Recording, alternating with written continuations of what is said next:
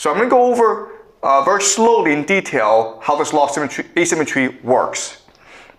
All right, so let's look at an empire. And there are three major advantages to an empire. All right, the first is mass. This just means that they have a lot of people. Okay, they also have an infinite amount of people. The United States has a population of about 350 million people. But remember, the United States can also draw on the populations of its allies, which includes the Five Eyes, the Anglosphere, but it also includes Europe. It also includes East Asia, South Korea, Japan, basically wherever the Americans have a military base. All right, so most of the world are either allies of the United States or vassals of the United States. So the United States can basically draw on in billions and billions of people for its wars, okay? So it's mass. Second is the idea of organization. Organization just means a hierarchy of bureaucracy and elite that allows you to organize your resources and your people in order to generate wealth, which is basically science and technology, okay? Science and technology, which leads to the most advanced weaponry, okay? So think about the United States, how they fight this war. They have these satellites that provide for precision targeting.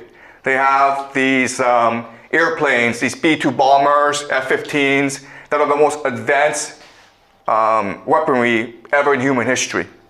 Okay? So organization. And the last great strength of the empire is the idea of death.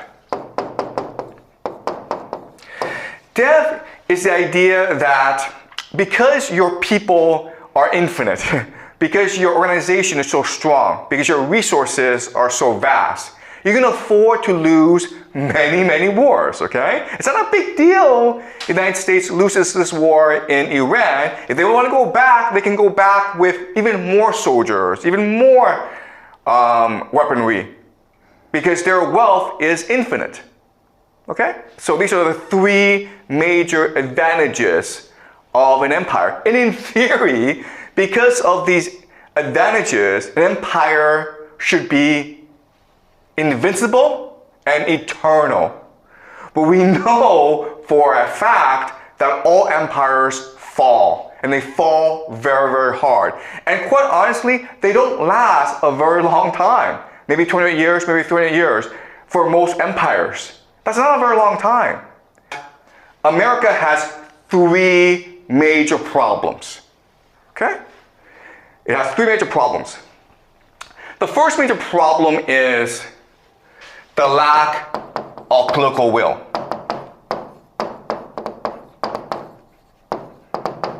And all this is saying is that the American people don't want to fight this war. The American government doesn't even know why they're fighting this war. No one cares, okay? But for the Iranians, it's a struggle of life and death, right? If America loses this war, they just go home and forget about it. But if the Iranians lose this war, they all get killed. Or they lose their country, they lose their society, they lose their civilization, they lose identity. They cannot afford to lose this war, okay? So the first major problem that Americans are facing is they don't have any political will to fight this war, but they're still fighting this war anyway. Okay? The question then, of course, is why? Why is this happening? This is actually the most important question, and it's the most complicated, so we'll save this for later, okay? Second is the idea of logistics and manufacturing. So America is very good at fighting short wars, okay? The reason why is they're advanced, they have the most advanced weaponry, but they have manufacturing issues because, as we know, America shipped all its factories to China. So America doesn't have that many factories. So yes, it has the most advanced weaponry in the world, but this weapon doesn't do any good if you don't have any munitions, right? You don't have any munitions, bombs, bullets. And you need factories for that. America doesn't really have these factories. Now, I understand that America is trying to upgrade its manufacturing capacity, but it's kind of slow, all right? So maybe 5 years from now, it will have manufacturing capacity to fight this war, but right now it doesn't. then the last issue, of course, is casualties. All right, America, because it doesn't have the political will to fight this war, cannot afford to lose soldiers on the battlefield. It wants to minimize the death.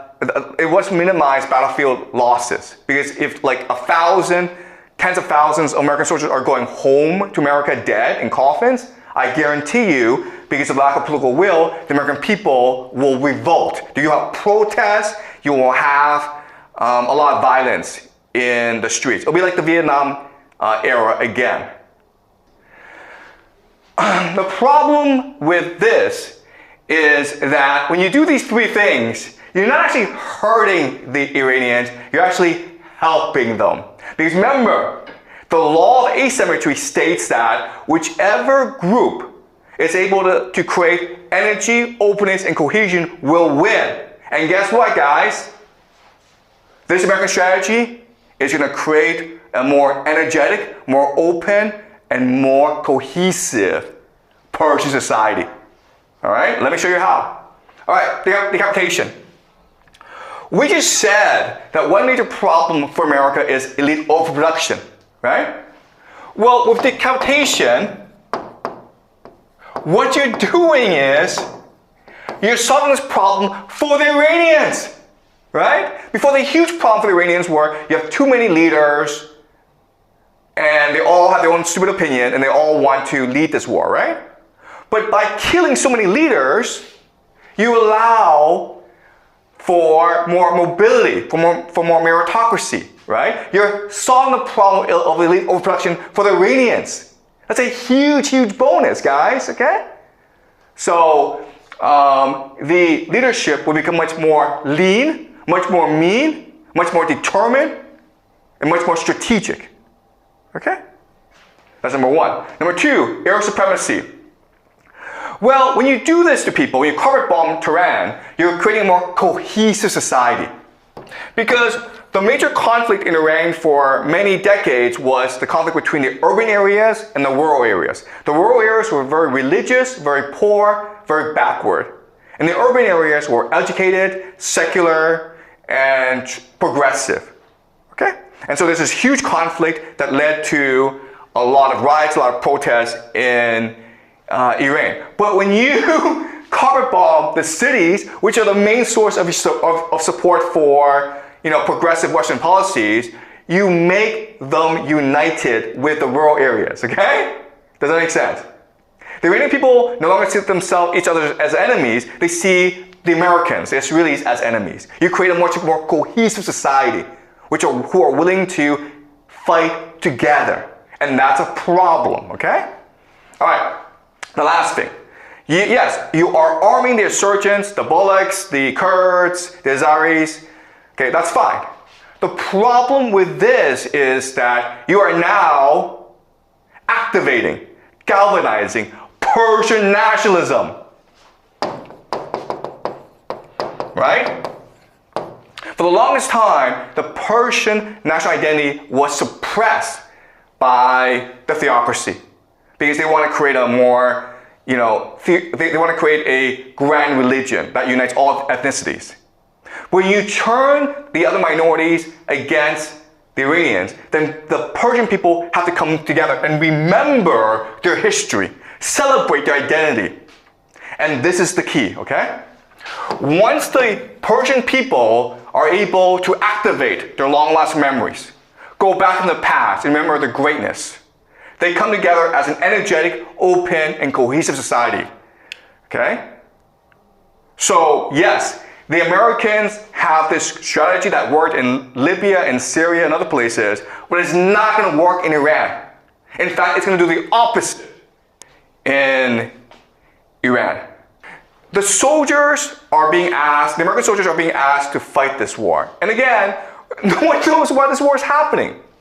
But there's reporting that the generals are telling the soldiers, this is a war for Jesus. This is a war to create the second coming of Jesus, okay? This is Jonathan Larson, and he's writing this on Substack, okay?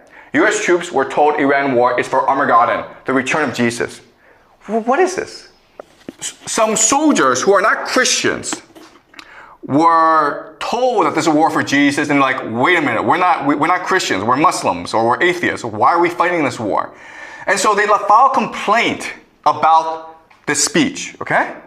And we're going to read a part of this email that the soldiers who were dissenting sent to some other people to complain about this, okay? So, could you read, please? I am a NCO rank withheld in our unit. This morning, our commander opened up the combat readiness status briefing by urging us to not be afraid as to what is happening with our combat operations in Iran right now. Okay, afraid. This word tells us they're losing the war. Okay? Right? Keep on going. He urged us to tell our troops that this was all part of God's divine plan, and he specifically Wait a minute here. Wait a minute. God's divine plan? God's not the one ordering them to fight this war. It's Trump or the American military, okay? This is kind of weird. Keep on going. And he specifically referenced numerous citations out of the book of Revelation referring to Armageddon and the imminent return of Jesus Christ. He said that President Trump has been anointed by Jesus to light the signal fire in Iran to cause Armageddon and mark his return to earth. Oh my God. President Trump, the fire in Iran. It's all part of a grand plan to destroy the world so that Jesus will return. What is this crap? Okay, keep on going. He had a big grin on his face. Okay, he's happy about this, guys. The world is ending. Yeah! Keep on going. When he said all of this, which made his message seem even more crazy. Our commander would probably be described as a Christian first supporter. He's been this way for a very long time and makes it clear that he desires all of us under him to become just like him as a Christian. But what he did this morning was so toxic and over the line that it shocked many of us in attendance at the Ops Readiness briefing. Besides myself, I am reaching out to MRFF on behalf of 15 fellow troops. I know you asked me about the religious views of our group who has requested help from the MRFF. I can only tell you that I am Christian, and at least 10 of the others are also Christians. One of the others is Jewish and one is Muslim. I don't know the religious or non-religious status for the other 3 at this time. Okay, so what is happening is that there are some crazy Christians in the American military, in the American government, okay, that want to use this war to end the world, to force Jesus to return. That is why this war is happening. Okay, I'm not saying that this is the reason why. I'm saying like this is a possibility, okay? All right, this is Trump, and these are all religious leaders that support Trump because they see him as the Messiah. They see him as this great hero who will cause the triumph of Christianity and the return of Jesus. And that's a possibility as to why this war is being fought, okay? Because quite honestly, there's no other reason. It's hard for me to come up with another reason, okay? We think in terms of material things, okay? So money, resources, power. We think that the war is being fought over these things. And it's not. The real power, the real currency in the world is not money. It is human consciousness. Okay? This is it, guys, okay? When you understand this idea, you understand everything.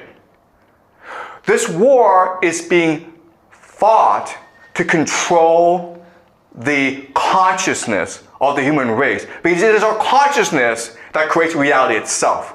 That's the source of all wealth and all power in this world. Okay? That's why this is happening. In other words, this is a war not just for Iran. This is a war not just for the Middle East. It is a war for the soul of humanity. This is what's happening, guys. Alright? This is what World War III is. World War III is meant to be the last and final war of all human history. Because whoever wins this war will control the very soul of human existence. for all of eternity. Okay? That is the end game.